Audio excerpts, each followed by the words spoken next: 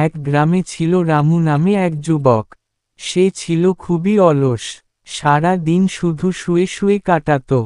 একদিন তার মা এসে বলে, শোন রামু, তুই যদি কাল থেকে কোনো কাজ খুঁজে না নিস, তাহলে তোর বাবাকে বলে তোর খাওয়া বন্ধ করে দেব এবং তোকে বাড়ি থেকে বের করে দিতে বলবো।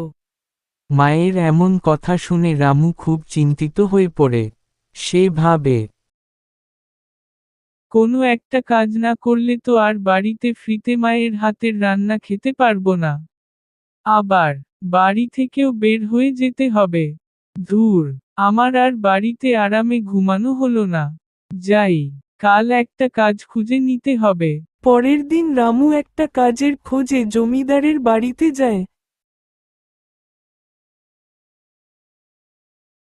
বাবু, আপনার বাড়িতে কোনো কাজের জন্য আমাকে লাগলে বলুন, আমি কাজ করে দেব। রামু, তুই সব কাজ করতে পারবি তো? যদি পারিস তাহলে যা আমার বাড়ির ওই পাশের ঘাসগুলো পরিষ্কার করে দে।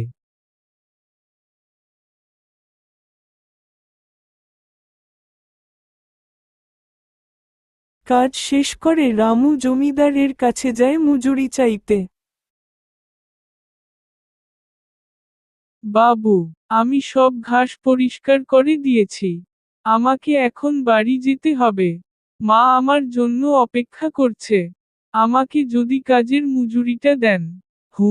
এই নে তোর মজুরি। রামু, কাল আবার আসিস।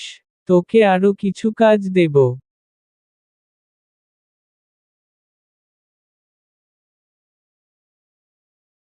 রামু জমিদারকে পরের দিন আসবে বলে মায়ের কাছে ফিরে যায়। মা তাকে দেখে খুব খুশি হয়। মা তাকে বলে,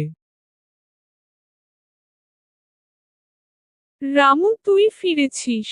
আয় বাবা, আমি তোকে খেতে দিচ্ছি।